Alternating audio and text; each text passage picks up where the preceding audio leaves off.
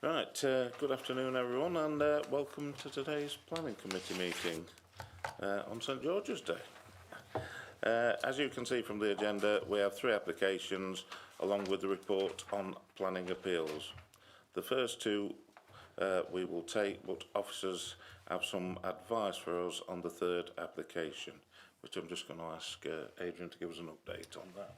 Yes, thank you, Chair. In respect of the 3rd application on the agenda this afternoon, the application at Grassmore, that's NED 23/00189, we've received some late comments from the lead local flood authority, Chair, and further to discussions we've subsequently had with them are issues that can't be resolved for this afternoon. So in terms of providing a detailed and complete report for members, we as officers are seeking deferral of that item this afternoon when we've addressed the issues that are outstanding in respect of the lead local flood authority, and with the applicant we'll report the matter back in full to members, Chair. Thank you for that, Adrian. I am happy that we defer the application and would now like to press ahead with other business in order to set out on the agenda, if that is okay with every member. The first item is apologies for absence. Have we received any in advance? Yes, Chair. We've received apologies from Councillor Elliott, Councillor Foster, Councillor Hancock and Councillor Rouse. Thank you, Chair. Thank you, Alan. Have we got any other from the floor? No? Right, okay. The second item is declaration of interest. Members are requested to declare the existence and nature of any disclosable pecuniary interest and or other interests not already on their register of interests, if any item on the agenda, and withdraw from the meeting at the appropriate time. Do any members have any interest to declare? None received, Chair.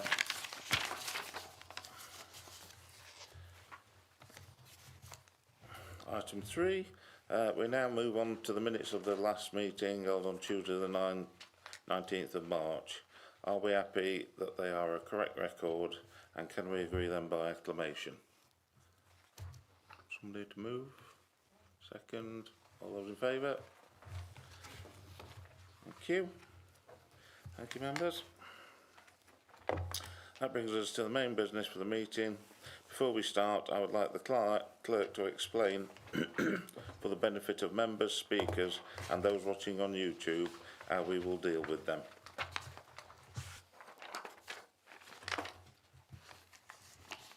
Thank you, Chair. This is the procedure for considering the business this afternoon. The Chair will introduce an application, then ask the planning officers to deliver a brief presentation to members and to highlight any late representations that have been received. The late representations report has been published on the Council's website and hard copies have been circulated to you.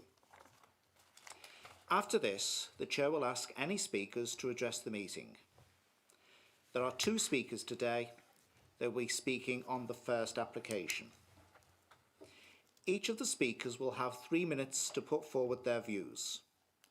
There will be a reminder given by the clerk when 30 seconds remain. At the end of the 3 minutes, members of the committee will have an opportunity to ask the speaker questions, if necessary, to clarify any points that they have made. After the speaker has addressed the committee and answered any questions, then they will be allowed to remain in the meeting, but they will not be allowed to participate further from this point. The Chair will then open the meeting for questions to officers, a debate by the committee, and a determination on the application by a vote. The votes will be taken using the facility on your microphones. Finally, members, this meeting is being live streamed and a recording will be placed on the Council's website. Please note that others may choose to copy this recording. Thank you, Chair. Thank you, Alan. Let's move to the first application, NED/23/01081/FL Pilsley. In line with our normal practices, I am going to ask the planning officers to give a brief presentation showing any photos and plans of the site I will allow the officers to complete the presentation. Consequently, members, unless you have a point of order that you feel cannot wait, could you please reserve these or any questions about the process until the end? I'll now move on to Adrian Kirkham.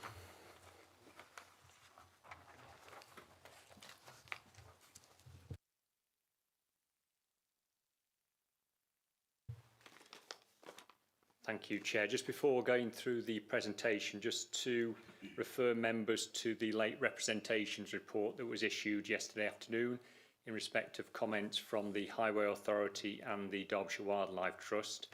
And secondly, Chair, just in terms of the application title, the use of the word gypsy has been used in the title. And just to clarify for members, that's been used as that specifically the wording that the applicant's agent has asked us to use, and we did seek clarification from him on that point. So if there's any issue around that members wanted clarification of, hopefully that gives certainty over the use of the term in this instance. Just in terms of the application, Chair, it's seeking permission for the use of the site that I'll show you in a second for the provision of 4 gypsy households comprising 5 caravans. That's 4 static caravans stroke mobile homes and a single touring caravan, and there are associated works that are also proposed, including the construction of a driveway, the formation of an access to Padleywood Lane, the provision of some hard stud area, an amenity building and a package treatment work in terms of disposal of foul sewage. The application site, Chair, outlined there in black and coloured in that beige colour. It's the centre of the screen. It's a site that falls off Padleywood Lane, which is the road just to the south of the site, which then, if you follow it eastwards, joins with the Morton to Pilsley Road at a T-junction. The site lies outside the settlement limits for Pilsley, and so for planning purposes lies within the countryside. A closer up scaled drawing of that, Chair, same site. To the west you can see the adjoining residential property, which is referred to in the officer report, and the local wildlife site area, again referred to in the report, Chair, with a diagram depicting it. The application site shown in red there, with other land owned or controlled by the applicant in blue, and you can make out just in the parcel of land to the right of the red lined area the public footpath which crosses the adjoining land. Padleywood Lane is also a public bridleway, again referenced in the committee report.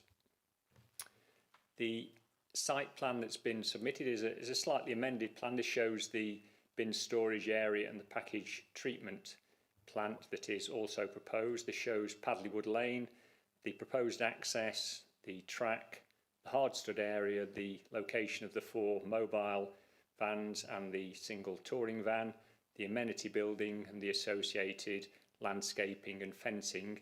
I'll show you a few photographs in a second, Chair, but as outlined at the virtual site visit yesterday, what's actually taken place on site isn't reflective of what is proposed in the application. And again, as set out in the committee report, the applicant's agent has specifically said permission is sought for what is proposed and not what has taken place. So in that respect, the site plan differs to what you'll see in the photographs in a second, because the site has been occupied by the applicant and his family already. The amenity building, Chair, the only building that's proposed on the site, shown there, the applicants have confirmed that instead of a render, it would be appropriate to timber face it rather than the render finish. And then that's the post and rail fence, Chair, that would surround the site with the 2 metre high close-boarded fencing just on the southern aspect adjoining the amenity building. And just some photographs as an A-memoir further to the site visit of yesterday, Chair. The application site in the photographs taken from the Morton to Pilsley Road, you can make out the site where the small number of caravans are to the top left of the horizon, just back by the woodland. And this is a magnified shot of that. So this is a photograph but with magnification, again showing where the site is, although again with the note that what is taking place on site isn't what actually is proposed. A couple of shots from the site entrance. This is looking in the critical west direction, with Padleywood Lane snaking around the telegraph pole to the left along the hedge line with the trees, and then in the non-critical east direction back towards the Morton Road along Padleywood Lane. And just an indication of the hard stud area and the caravans that are on the application site, although again, just to note that what has taken place isn't what's ultimately proposed, as there is no landscaping, for example, or the caravans positioned in the location that's shown on the submitted plan, or indeed the amenity building. And finally, Chair, this is just a view for reference towards the west of the site, facing towards the adjoining residential property, again referenced in the committee report, the hedge and the trees behind, which comprise the local wildlife site. Thank you, Chair. Thank you, Adrian.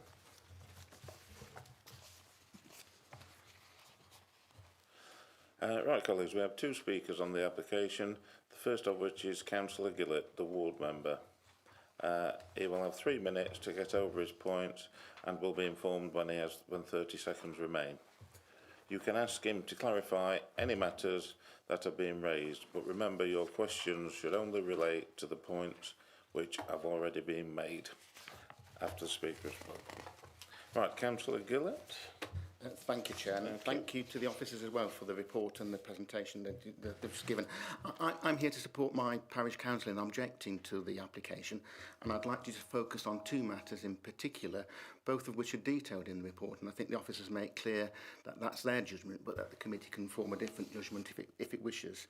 The first is whether there's actually a need for the additional pitches that are proposed here today, and the report makes it clear that at this stage there isn't.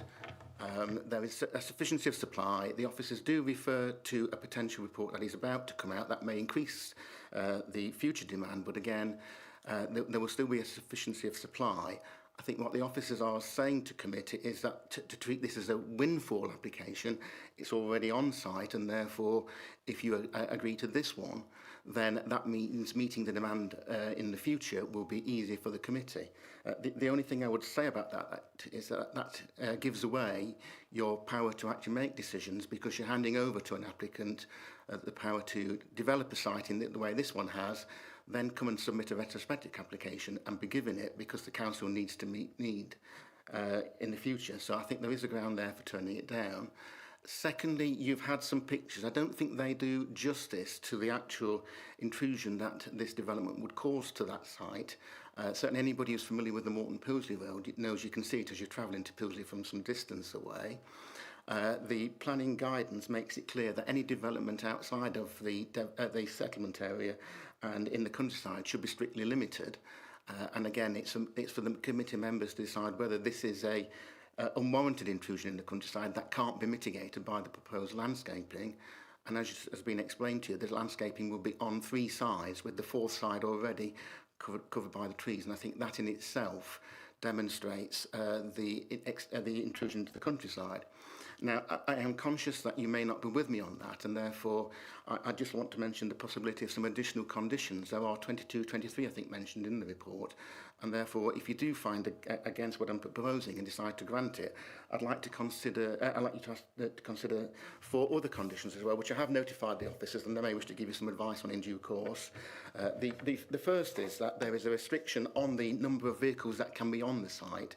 The applicant says it's for residential purposes, and therefore the numbers should be commensurate with that. And I think the report mentions 8 or 9 vehicles, and that may seem a reasonable figure to you. 30 seconds remain. Secondly, that it requires screening of the site. Thirdly, that you prevent the storage or keeping of business, trade or waste or other such vehicles on the site. And thirdly, fourthly, that you require the applicant to return the site to the current state if he, his family or extended family decide they no longer wish to live there and move elsewhere. Thank you, Councillor Gillett. Do any members have any questions for the speaker? Councillor Liggett. Councillor Gillett, you mentioned need. Do you know where the nearest site would be, or how many sites we've got in a close proximity? I think the report tells us of two, one in North Wingfield at Dark Lane, and I think the other one is at Caelan. By coincidence, that might be Dark Lane as well, but I'm not sure about that.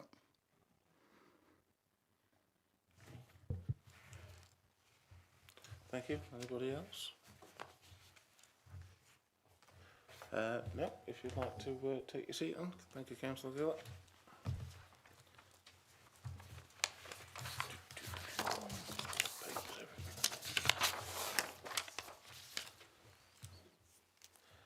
Right, the next speaker we have is Kane Sykes, the applicant. If you'd like to take the seat, and then when you get there, there's a button to press to, and it lights up. And you've got 3 minutes to speak. Whenever you're ready. It's the one on the right, yeah, that's right. Yeah, okay. Great, thank you. On the need, I have got in this paper here, I've got years of eviction notices where I've moved all over the country. I can prove this because I've got it here. I've also got a letter off the chap that runs the Chesterfield Council site saying that there's no room on the site and there's not going to be no room for a long time. And I've also got emails off of all the surrounding counties, plus further afield, different councils, saying that they've got no room on any of their sites and there's nothing available on any of their sites. So saying that there's no need, if the local parish council done the work like I've done, I can prove this, what I've got here. I can prove that there is a need. If the council force me off of my land, they are going to be forcing me back onto the roadside. There's a new law now, what the government's fetched out, which is making it illegal for our way of life. So if we pull on other people's land, we can get fined, we can get our caravans taken off us, and literally, I can put my life on you, anybody in hearing, in any council in the country, and they will tell you that there's no room on any of their sites, they haven't got no sites, or the sites is being redeveloped, and they've got a plan, and that's everywhere in the country. And I can prove this, because I've got it here, I've got letters here, I've got emails here, and I've got eviction notices for all in the Derbyshire area, all for the country, where I've moved all for the country. I've got a very ill daughter, which is having chemotherapy at the moment. I need to be settled with a settled address. And if the council turn me down today, I hope they don't, but I ain't going to be moving off the site, and I will take it as far as I can take it, because I know I have got a need, and the local parish council don't know what it's talking about.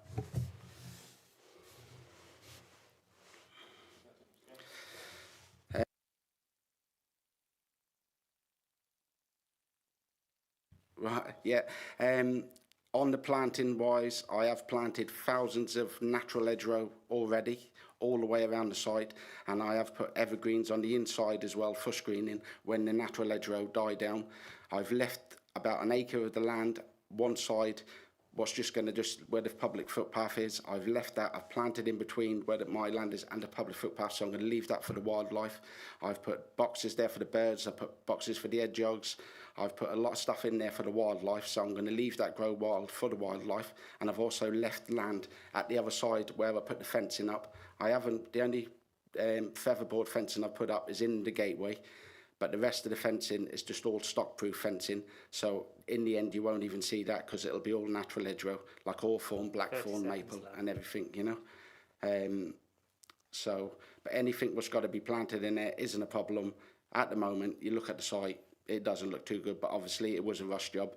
But this is the way we've got to do things, because if I come into the council and says, look, I'm a gypsy, I want to pull on this land, the land will have an injunction put on it and I'd still be on the roadside. And that's reality. Thank you very much. Do any members have any questions for Mr. Kane? Councillor Cooper. Hi, Mr. Kane. Currently, there's one caravan occupied on site. Is that correct? No. There's 5 caravans on site now. That is me and it's my children. We're all one family. So, go press them again.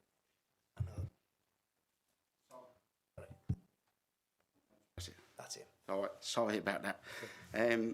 No, there's me and my children on the site at the moment, and there's about 5 caravans on there at the moment. But as the site is at the moment, obviously it doesn't look the nicest, but it will look nice because I'll do what's on that plan. And I don't mind doing more planning and working, and I've tried to make it look as nice as I can. But obviously it was a week before Christmas when I pulled on there. I have got a very ill daughter, and we're a bit upside down at the moment, but if the council gives me my permission, I can just crack on and make it look nice and I won't mess about. Obviously, you put that in the conditions and I don't mind because I will do it. So,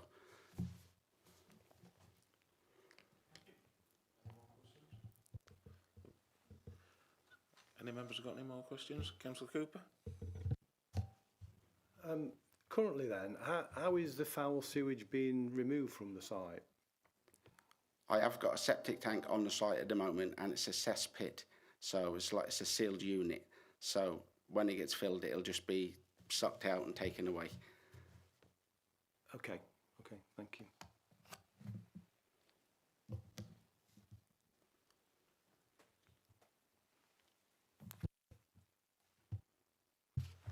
Thank you. Councillor Peterson?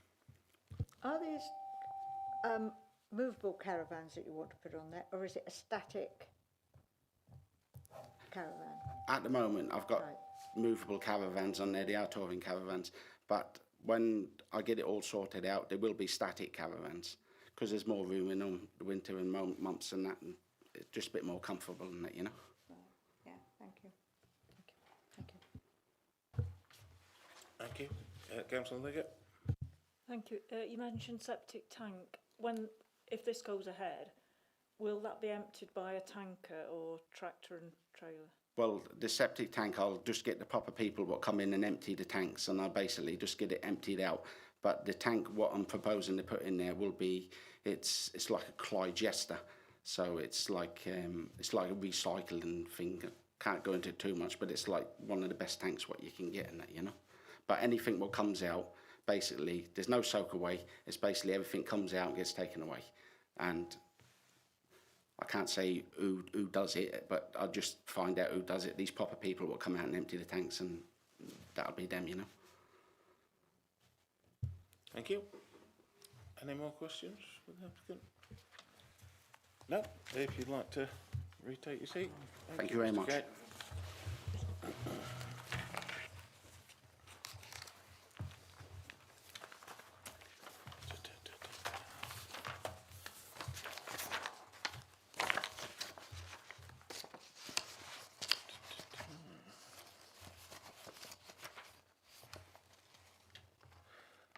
Right, colleagues, you now have the opportunity to put questions to the officers about the application. As always, I would like to keep this part of the proceedings focused on getting clarity about any points you are not sure of. Once we have done this, we can then have our discussion about the application based on what we have heard and read.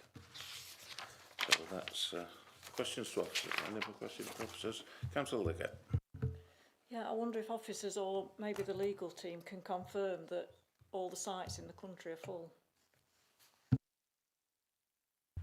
Chair, I'm unable to answer that question. I don't know all the sites in the country. All I can say is Mr. Sykes has mentioned about his other works. We do have a letter on file from the site at, I think it's Corbriggs, but saying that's full. So I can say we've had representation for that, but I have to be honest, Chair, I've not been out to Corbriggs and check that personally, but that's what we're advising representations, and Mr. Sykes in discussions I've had has said to me what he's just said to members in terms of other sites, but I can't confirm to Councillor Liggett nor anyone else, Chair, that every site in the country is full, I'm afraid.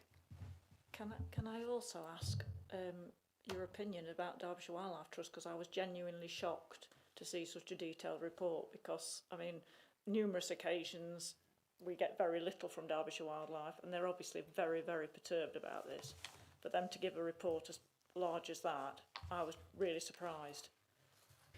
Again, Chair, I've been in discussion with Derbyshire Wildlife Trust about their comments and the fact that the site has been occupied ahead of the application being made, etc. And you'll have seen from the late representations that further to that, Derbyshire Wildlife Trust have recommended the condition to require those measures that are compatible with the adjoining equestrian site just down the road. So they are of the view that with that condition, ecological benefits will arise, albeit there will be a loss of some habitat from the hard-stood area that's already been occupied.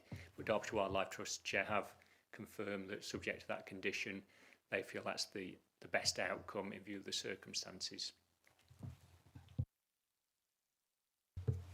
Thank you. Any more questions? Councillor Cooper? Thank you, Chair. Obviously, we heard from Councillor Gillett, Adrian, about the need. If you can just, for members' benefits, I know it's in the report, but if you can just sort of clearly spell out if we do have a need, because obviously there's some contradictory stuff in this report from Mr Sykes on one hand and the council on the other. From where I read it, we don't currently have a need up until 2030, is that correct, for further sites? Yes, Chair, that's correct. As set out in the report, there is as with housing, there is a 5-year supply that is required of councils to demonstrate, in this case for gypsy traveller sites. And as you say, in view of the 2 allocations in the local plan and the permissions granted thus far, we don't fall short of that 5-year need until 2030. And further to that, bearing that in mind, officers have taken the view that because of the need to plan there further forwards beyond 2030 and the reactive system that we have in terms of reacting to applications rather than allocating the sites, that we're placing significant weight on that as officers are concerned, because that then gives us a buffer going forwards beyond 2030. But you're right that to 2030 the council is meeting its 5-year need, as with housing, etc. But that is, again, as with housing, that isn't an upper limit, it's a minimum level that you need to, or we need to secure. Hopefully that explains that. Okay, thank you, yeah. Thank you. Any more questions? No. Right. That's what I'd now like to open the floor for debate. Is there anybody who wants to start us off?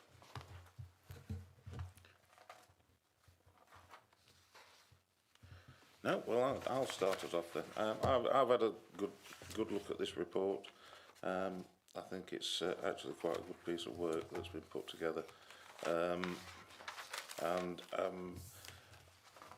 very minded to go with officers' recommendations on this, because I think we're looking at it's going to be it's something that's not going to go away. The issue with travellers and having space to settle if they need to do that. There's clearly a lack of provision from what's in the report and what Mr Sykes has said, that and I personally am quite in favour of with the conditions put forward, and probably including some of the conditions that Councillor Gillett's put in. I would be happy to let this go through as officer recommendation. Councillor Cooper. Thanks, Chair. Okay, that if that's the case, if that's ultimately the decision, once again, I think the conditions are quite important on this application. There's also a couple more I'd like to move forward, if that's possible. There's on the entrance to the site, there's a lot of loose gravel. Personally, I don't think that's right. That's going to be scattered everywhere. I think that needs resolving, and I'm pretty sure that can be done as a condition. Also, I am concerned about the foul sewage waste, and I think it's on there already, but obviously that needs to be done and be controlled. I'm a little bit concerned with Mr Sykes' response. He wasn't sure who it was who did it, etc, etc. Well, to me that's a pretty fundamental thing that we need to ensure it's being done properly. There are other residents who already live down there, So we need to make sure that that's done by the book, shall we say, and it's done within the confines of legality. So, but they'd be the two things I'd be concerned about. Councillor Oasis. Thank you, Chair. I totally agree with Councillor Cooper that it needs stringent conditions and they need to be met. The applicant assures us that he will meet them, so I think with a few conditions you've brought up, Councillor Cooper, and Councillor Gillett has, I would also move to accept. Councillor Liggett. I'm a little concerned about the planted, it said we're going to plant native hedge, but what they've planted there already has got laurel in it, which is native to southeastern Europe and Turkey, not this country. I'm very concerned about that Derbyshire Wildlife Report, I'll be honest, particularly the lighting towards the wood that's mentioned, to Padley Wood, because I just don't quite know how enforcement officers are going to enforce that at a later date. So I'm a little bit concerned about that. And I've just noticed on policy LC9, should have asked officers, I realise, I just wonder what the provision was in the local schools, how much room there is in the local, in Morton and Pilsley schools. I think that's it, thank you. Thank you, Councillor Liggett. Anybody, have you like to respond on that, Adrian? Just on those matters, Chair, if members are minded to grant permission for the scheme this afternoon, then a number of the issues around the conditions are already addressed, Chair, but specifically whilst the matter of conditions is otherwise delegated to myself, it would be my intention to limit the number of vehicles as has been suggested. That's specifically set out in the application form and in terms of 4 vehicles with 5 larger vehicles, but that would be allied to condition 20, which restricts the size of those vehicles. There is a landscaping condition on which would, I think, capture the issue that Councillor Liggett has raised. The condition regarding trade or business is already on there at condition 19. We do have, in terms of Councillor Cooper's comments, Chair, a condition that would control the foul drainage, and details of the package treatment plant could be required to be agreed by the council. In terms of the loose gravel, again, yes, we could require control of that through condition, Chair, requiring a solid bound material 5 metres back from the highway. We could also, in terms of Councillor Liggett's concern about lighting, if that isn't controlled within the biodiversity enhancement plan that the Derbyshire Wildlife Trust refer to, we could control that too. Just the one element that has been alluded to, Chair, in terms of the comments that Councillor Gillett made regarding the personal use of the site. If members are minded to approve the scheme in line with the arguments set out by officers, then it would be the use that would be permitted without reference back to a personal use, Chair. So I would advise against imposing a personal permission, in that you would be granting permission for the use of the site as a gypsy traveller site without that restriction. So that would be my only other comment on that, Chair. Thank you, Adrian. Right, members. Oh, did you want to come out, Councillor Cooper? No? Yeah. It's just, sorry, this probably should have been asked before as well, but just seek clarification. Currently there's fencing on the frontage of the site. Is that to be removed? Is that? Chair, on the submitted plan, there is no fencing forward of the amenity block, and I'm presuming that Mr Sykes is aware of that. I've spoken to him about that, and I've also made reference to the agent in discussions with him about it to make sure that we're all on the same page. I hope we are, but no, the only fencing is the post and rail fencing around quite a lot of the site. There's certainly the northern and eastern site. There is 2 metre high shiplap boarding across the southern boundary of the site, which backs onto the hedgerow and the amenity block, but there is no fencing shown on the submitted plan forward of that. So there would be no fencing unless specifically granted permission elsewhere through another permission or whatever. There would be no fencing short of that, and that is then controlled ultimately by the condition in respect of condition 6, which specifically sets out that other than the fences and boundary treatments shown on the approved plan, there shan't be any other fences, boundary treatments on the site, and then permitted rights are taken away for all other fences and boundary treatments. So the short answer to your question, I apologise, is that's correct. There is no fencing shown on the approved plan forward of the amenity block. Okay.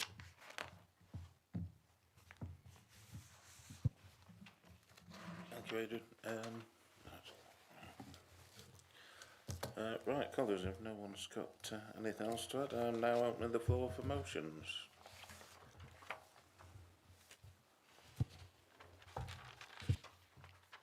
Councillor Lacey. Thank you, Chair. I'd like to say that I want to put that we accept officers' recommendations on this matter. Thank you.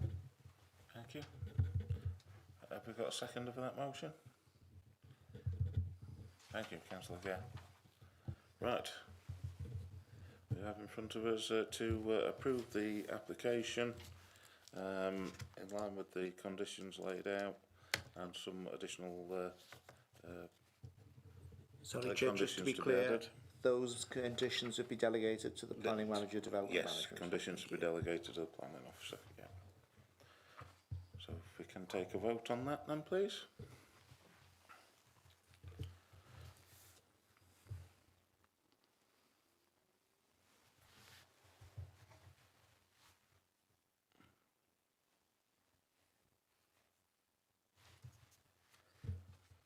Thank you, members. Mr. Sykes, you've got your planning application has been approved. Thank you very much. And, on the ground surface, I was thinking the same thing, so I'm going to literally that front entrance, I'm going to town it so it'll be all in line with that. I will get on with the site and get on and make it look nice. And I'll give Adrian the bell so he can come and have a look, make sure I'm getting it all right. And on the sewage, I do understand that you've got to get proper companies to come out and empty this sewage, but I can't say the name of one because I just didn't know the name of one. But I'll just do like everybody else does. I'll Google who does this job, they'll come out and they'll do it. But I didn't want to give a name of a certain company and then I didn't use them. I might find somebody else cheaper, you know? Yeah. So, but it's going to be all taken away. I don't want no germs and no smell there because it's my own home, I'm a family zone, so everything, I want everything nice, not just from the neighbours but from my own self. Okay, thank you. Thank you very much for everybody. Just one more thing about sites not being available. I've got letters here, stuff like that. You can see what I'm saying is 100% right because I've got emails here from council all over the country. I think if you'd like to share those with Adrian after the meeting, yeah. And then we've got that for future reference. I'm telling the truth. Okay. 100% anywhere for the country. I've got no sites or the sites are full. And it is everywhere. Like, I know it's the way it is. And I know what you can go on and what you can't go on. Okay. Thank you very much, everybody. And Okay. I appreciate it and I wish you all the best. Thank you.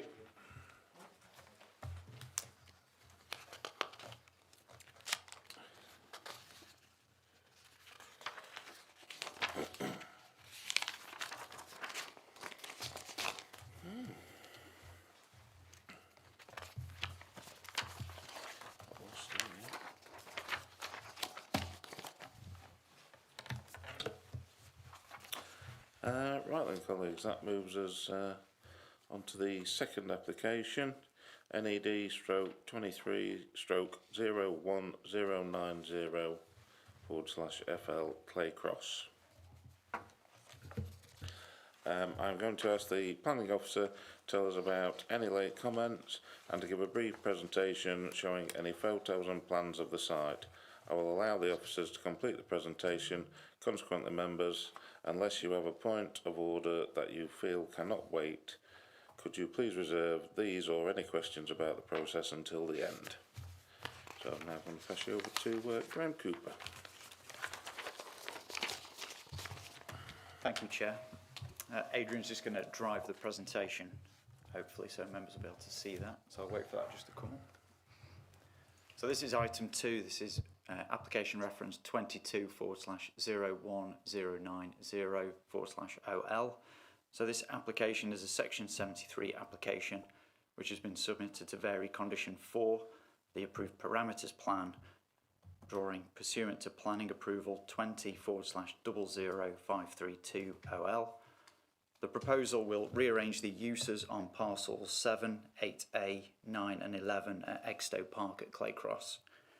So members yesterday attended the planning committee site visit and were shown quite extensive photos from Exto Park of what's being built at the moment and what is to be developed on site. I won't go through those again today. A single representation has been received from the applicant in relation to the trigger associated with the providing the link road through the application site. So that's in the late reps report at page 5. So next slide please, Adrian. So this slide illustrates the application site shaded orange. This is Exto Park and it's a strategic site to the north of Claycross. You've got Derby Road running north to south immediately to the west of the application site. You've got the A6175 which runs from Claycross to the northeast towards North Wingfield. The Midland Main Line also runs through the centre of the application site and under the pinch point that you can see there and under Claycross. And there's an existing area of public open space which is centrally located in that drawing. Next slide please. So this is a zoomed in view of the western half of Exto Park. You can see Derby Road there on the left. Within the application site you can see the partially complete link road, the public house, the housing and commercial development. There's a commercial development plot which is being built out just to the south of the link road at the moment. Next slide please. So this is the eastern half of Exto Park. You can see the railway line cutting just to the northwest. The narrow pinch point here is where the link road is currently incomplete, but St Modwin are intending to complete this link road in the future and provide a link from Derby Road bypassing Claycross town centre. And also in that pinch point you can see an attenuation basin, so that is quite a bit larger than was originally planned. To the south of the link road, on the larger southern part, there's a area which is approved for more housing and the currently approved commercial site. Next slide please. This is just the location plan with the site edged in red and other land under the applicant's ownership edged in blue. Next slide please. So this plan is the approved parameters plan for Exto Park, and you've got the orange areas are residential development, the red are the local centre development areas, the purple area you can see is the care home or hotel development. Now permission has been granted for a care home on this site and development is already commencing on site. The blue areas are the commercial, the 5 hectares of employment development, and the green areas are the open space to be provided. Next slide please. So the applicant now proposes to alter the approved parameters plan. So the changes include moving the local centre from the circle position and instead developing that for housing. Also the next part is to relocate the local centre where the second circle's just appeared. The next part, this central area here, parcel 11, this will be amended from a part commercial, part residential to a wider open space area. And the final area, this phase will be amended from a commercial development to residential. So the main reasons for these changes are outlined in the officer report to members. Moving the local centre is seen as a logical amendment to altering parcel 11 in the centre of the scheme is seen as a better use of the land due to the extended attenuation basin taking up more space. There's also quite constrained land levels on the southern part of the land. And amendments to Parcel 9 are requested due to below ground conditions, excessive abnormal costs and viability issues in delivering the site for employment. And the next slide, please. And this final slide is just an updated drawing provided by the applicant, illustrating how Egstow Park would look if permission is granted today by members. And that concludes my presentation, Chair. Thank you, Graham. Right, colleagues, we don't have any speakers on this. I'll just let Councillor Cheetham take his seat.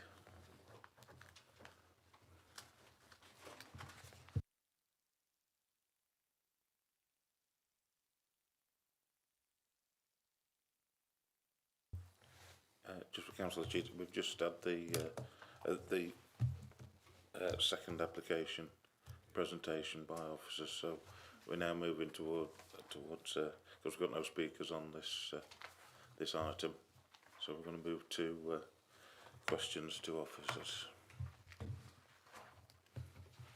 Any members have any questions for officers? I'll start us off then. I'm looking at this with two hats really. One from the business development side of the council, business scrutiny, and I find it a bit unfortunate that we are losing, which is a dedicated site. We're going to be losing some industrial usage, some commercial usage on that land. I just wondered if you could give us the reasoning behind that and why you think that's acceptable, Graham. Thank you. Thanks, Chair. So hopefully the report kind of outlines quite a broad picture of the reasons why we've reached that, difficult decision. That clearly the policy seeks to provide employment land on Egstow Park, but we're advised that ground conditions, for example, we've got a lot of reclamation and earthworks, we've got below ground issues, so a high wall, irregular shaped land like we discussed on Parcel 11. It's quite an awkward shaped land. It's got steep gradients and trees on the site. So we've factored all those in, and also the kind of pile foundation scheme that the developer's having to use on the site. So that feeds into a lot of the abnormal conditions and costs that the developer would experience. So we've had the figures and the ground conditions kind of looked over by independent consultants who've looked at those figures and the details below ground. They've confirmed that there are below ground issues, whilst they can be overcome. That's a costly exercise to overcome those issues. And there are also like abnormal conditions. The figures include paying for protective barrier for water services, retaining wall works, a foul pumping station, and dealing with a lot of the reclamation works and the moving of the land. So there's a lot of things to factor in, and it's we've looked over those figures, and we believe these are extenuating circumstances to grant permission against local plan policy. Thank you. One other point is affordable housing need. I presume this will still remain at the same percentage-wise on these if we do a grant permission on this for the number of properties.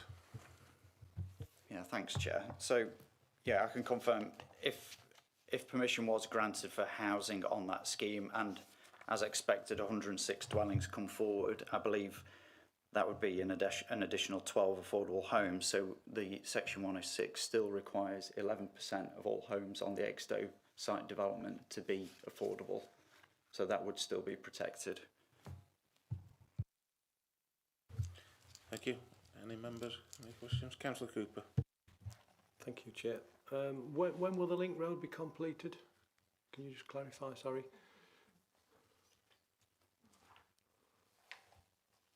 So thanks for that, Councillor Cooper. So yeah, in the late representation pack, we initially were looking to require the delivery of the link road prior to the occupation of the 674th dwelling, So 661st dwelling, so that is just, the applicant has asked that that is just adjusted slightly.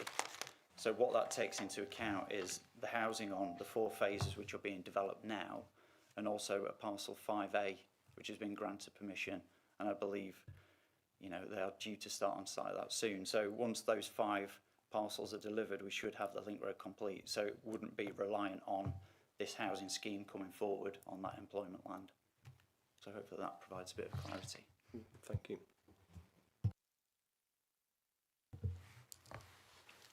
Thank you. No more questions from members? Right. Sorry, Chair. Oh, sorry. Councillor Peace. Can I just ask, in the they're talking about accessing it to Market Street. How is that going to work? Onto this link road? Hang on, I'll find it.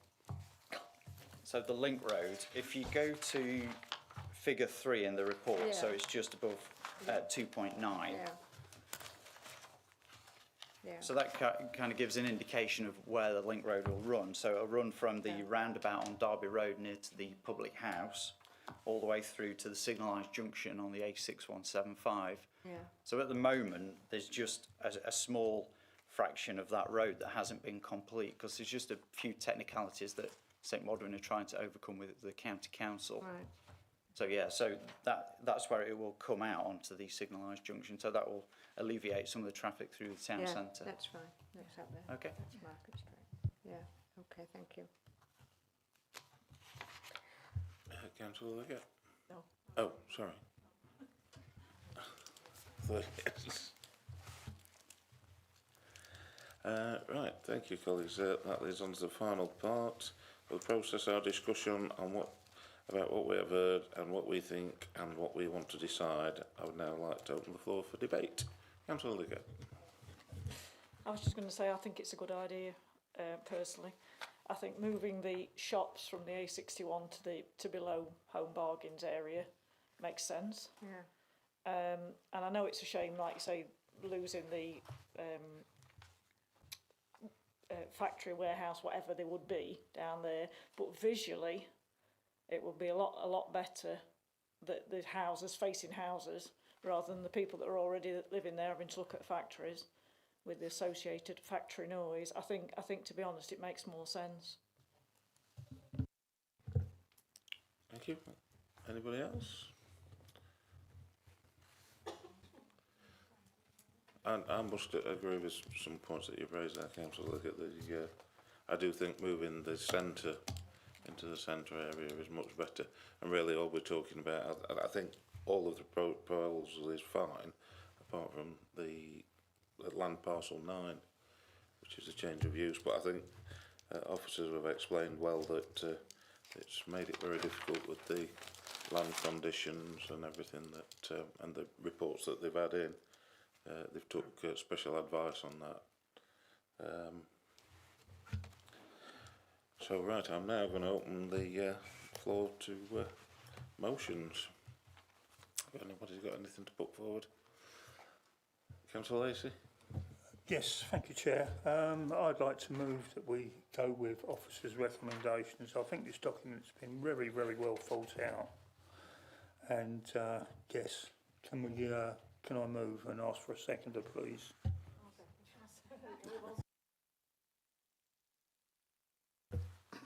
Right, members, we've got a motion before us to approve officer recommendations. If we can take that to the vote, please.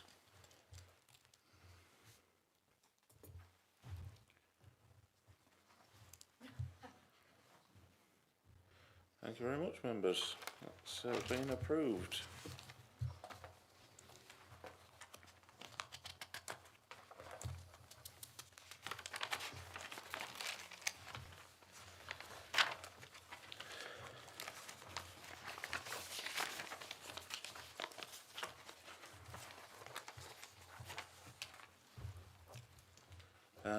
Right, members, the item 3 has obviously been deferred.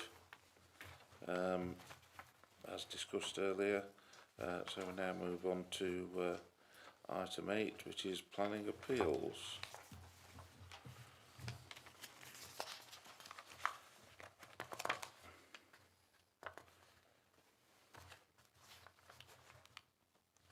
Has everyone had a chance to have a quick look at the report? And could the planning officers explain these to us, please? Thank you, Chair. It's not so great and weighty a report this month, but there is the one appeal that's been dismissed, as members will be aware, at Millthorpe Lane at Holmesfield, and as I always do, Chair, the report, I recommend that members go through that and have a look at the appeal, inspectors, discussion and decision on the application. It was dismissed, but in this instance the inspector did discuss both greenbelt and landscape impact issues and made some interesting points in respect of them, particularly in terms of the landscape character of the area and how the development would impact on that. So again, worth a read, Chair. But other than that, just to note that we've had the one appeal submitted in the past 4 weeks. Thank you. Happy to take any questions. Any members got any questions on that appeal? No?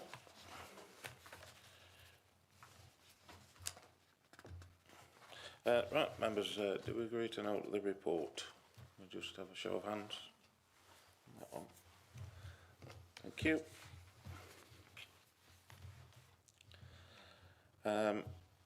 As I have no urgent business at this time, we will move to item 10, the exclusion of the public. I move that the public be excluded from the meeting during the discussion of the following item of business to avoid the disclosure to them of exempt information as defined in paragraphs 3 and 5, part 1 of Schedule 12A to the Local Government Act 1972, as amended by the Local Government Access to Information Variation Order 2008. If we are all happy with this, then let's move on to item 11,